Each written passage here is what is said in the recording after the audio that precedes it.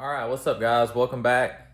This is hopefully the last video that I do where it's more of a recap video and we start actually filming videos like real time, kind of giving updates here in the videos like we used to. But unfortunately, I didn't do that for the hard tire stuff. As you guys can see here in the intro of the video, I was doing like the wrong way to seat the bead, as a lot of people would say. They probably say it's a pretty dangerous way to seat the bead, but that's the best way I know how to do it. It is a little sketchy if you're not used to doing it, but it works. Yeah, we decided to jump into the hard tire scene. Not necessarily doing hard tire racing all the time, but my friend Tristan crews for me, helps me a lot. He wanted us to go to War in the Woods. I really didn't want to go to War in the Woods. I ran 26s last year, and the car did really well. We made it to the finals and lost to Brian White. But to run the 26s, I really want to change the rear gear in the car, and I just didn't want to do that before War in the Woods. So I probably wasn't going to go run it. Tristan's like, hey, I'll buy you a set of Cooper Cobras. Put them on. You can have them. Go to War in the Woods. We'll race hard tire. So we went down this journey of trying these hard tires, and it actually worked out pretty well because the hard tire stuff is a pretty good translation over from like slick backside racing to like the hard tires on the front side of a racetrack. The tune-ups are pretty close, actually. They're a little different, but they're pretty close, as I've learned, and you'll see here in the video. So we threw the Cooper Cobras on. The hard tire rules are like 220 tread wear is the lowest you can go. And in a 15-inch wheel, you can't even find, my arm's getting tired.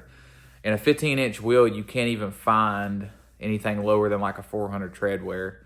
And I've been told that number can kind of mean a lot of different things. So everyone swears by the Cooper Cobras. So we got those. They're like a 440 tread wear, 275/60 R15 tire. You guys saw in that picture I wrapped them. I did put like some tire treatment on them from Rocket Prep. I did that once when they were new, wrapped them, let them sit a little bit, and I haven't put any more on them. I've seen mixed reviews on whether treating hard tires actually help them or not. So we're about to jump into our first test session at Clarksville. It's pretty tough. Hard tires, although their name means that they're a hard rubber, they are indeed hard to tune as well and hard to go fast with, as I learned immediately during our first test session. So here's a clip. I think we made like 3 or 4 or 5 runs, and we ended up doing okay the first day at Clarksville. So check these videos out, and then we'll talk about them.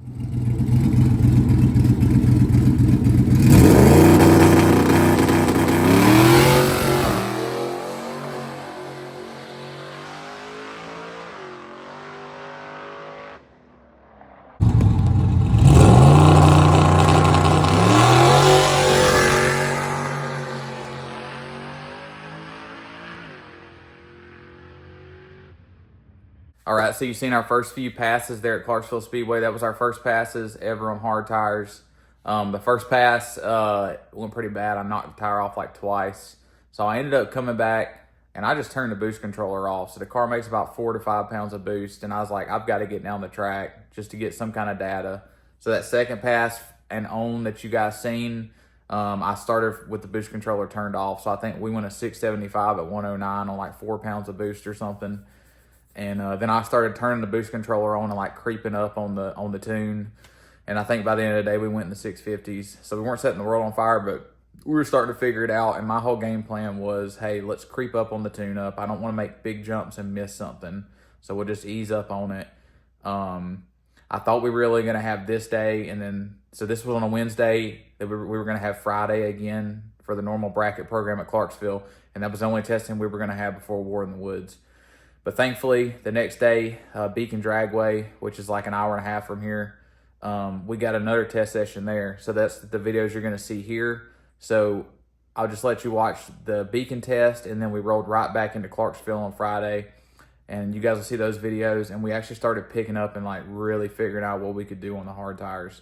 So check these out.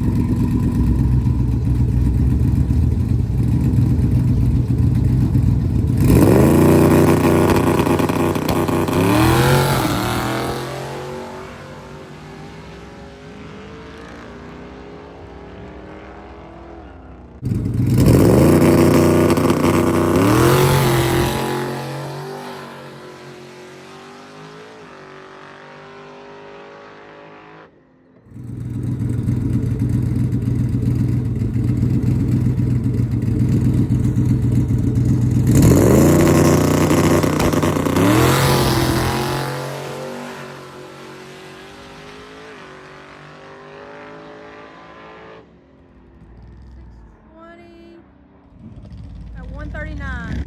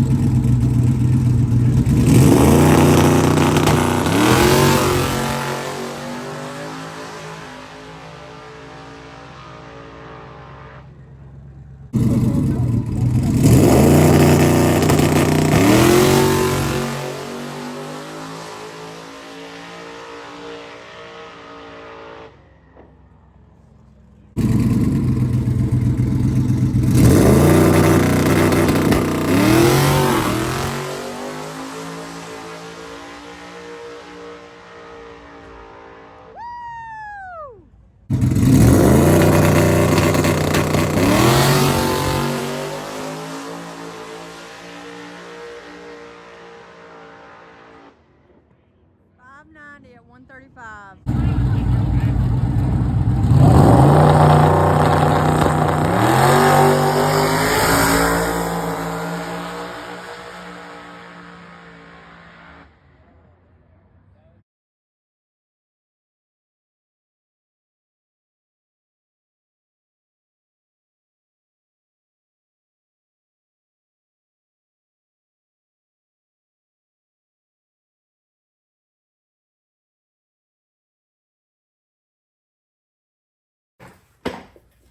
All right, so both those test days at Beacon and Clarksville, you can see like I was barely picking up numbers. I was being a little bashful with the tune-up, but I didn't know how far I could push these tires. I have zero experience on these tires, and I just don't know what they'll take. So I just had to creep up on it. I had to make passes. I made 17 passes in 3 days, and I felt like I got somewhere kind of close. I knew War in the Woods wouldn't be a place where like you could set the hard tire record at. So I was like, I'm not going to go out, even if the track prep is good enough that maybe I could really get after it. I need to build some tune-ups that are good for a no prep track. So that's why I was really easing up on the tune-up and just barely incrementally picking up times. And I felt like when I got to the 590s, I was like, maybe I'm kind of close. This is all the time I have. That was it. I had no more time, no more test sessions. That's all we got. Next race is War in the Woods. I got to figure it out. So everyone knows first like 2 days of War in the Woods was like a mud fest. It sucked. You can see. But we got through that, and then we got into the first round of hard tire. And of course, I draw first pair against Matthew Richard. And Matthew is like a hard tire, like badass. Like the dude is fast on hard tires. That they mainly race hard tire stuff, and so they know what they're doing. And I was like, man, this is a tough matchup. And so you guys are gonna see us going in the first round. I didn't know what to do. I've been down the track on small tires and 26s, but I just didn't know what to put in the car to get down the track. It had been raining. It looked like it was kind of slick. And so I made a conservative decision to put an A to B tune-up in it. And you guys will see here, Matthew made me pay for it. He got me. So you guys check this out, and then we'll talk about going into the second chance race. Hey, how about that crazy Andrew Lavender putting hard tires on the car? He is nuts. We've seen him in small tires, 26s, and now hard tires. Well, that race ends.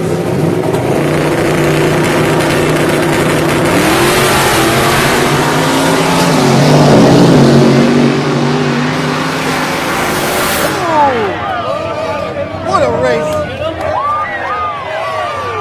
Mike Lane with the win. That was two big gangsters that we're used to seeing here.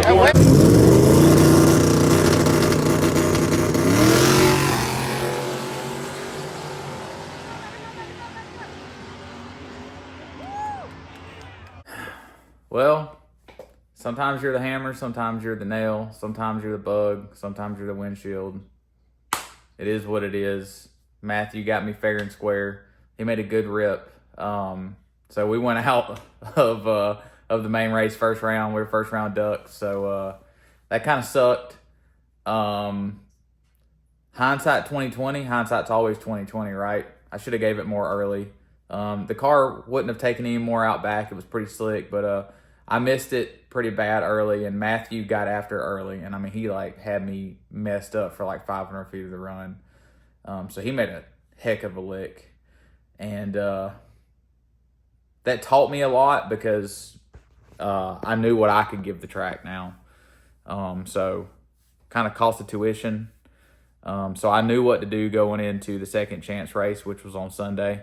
So I was like, I'm getting in second chance. Like, I got to redeem myself. So I went back while I was watching the track Saturday night. I was like, yeah, we can give it more. We can go a good bit faster. Anyways, build tune up, and then here we go into second chance. We did really well. We picked up a lot of time from our first pass in the main race to our first pass in second chance, and so on. So check these second chance passes out. We did pretty well, and we'll talk about the second chance race after these.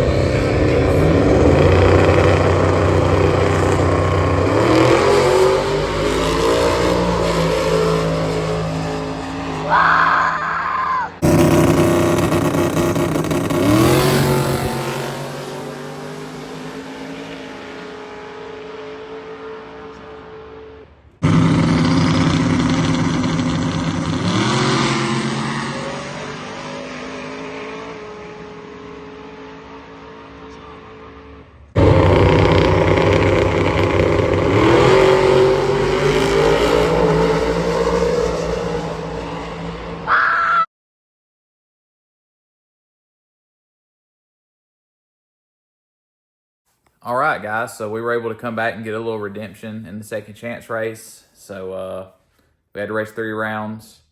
Got to the finals against Erica Munson, and knew they were going to have a hot rod. I actually sort of, like, not to take away anything from anyone, but I kind of messed up my first and second round still. Like, I was still really slow on the 60-foot. I mean, this thing was crawling to the 60-foot. And the air changed, and actually the second round I had my slowest 60-foot. Like, the car made like 2 pounds less boost on the trans brake for some reason. So I was like, all right, I got to get this figured out. And so I come back up there for the finals, and it was like a whole different car. I gave it some boost on the hit. We actually 60-footed good, and we made it lick. We made a really good lick. I was impressed with it. So, and the mile per hour was insane, honestly, on a hard tire. So, man, I was just overall extremely happy that we were able to come back and get the second chance. The hard tire stuff, man, it's fun. It's fun. War in the Woods, it was a great time as always. The mud sucked, but hey, it is what it is. We had a great time. You know, big shout out, everyone's already said it, but big shout out to Jeff and everyone else. Those guys, they worked hard to make that event good and make it, despite all the mud and everything. So, the future on hard tires, we probably will just run hard tire at War in the Woods. I don't think we're going to run it anywhere else, except for I'm going after the record for the hard tire record. So right now, for the 275/60 15 tire, Truly Creasy still has the record with Mustang. I believe, if I remember right, he went a 545 at like 144. So something like that mile per hour wise. It was up there. And so I'm gonna chase the record. I think it's gonna be fun. Got my work cut out for me, but I think I got the car that can do it. I just need some time on the tires, and I just need to figure them out. So that's the plan moving forward. Not to ramble on forever, but yeah. Good first outing on the hard tires, even though we got knocked out first round. I'm happy. We're going to keep doing the hard tire stuff at some places. It's fun. It's a challenge, and it's actually pretty crazy how fast you can go on them once you get them figured out. So, yeah, that's it for this one. Y'all stay tuned. We got some more cool racing coming up. I'll see y'all later.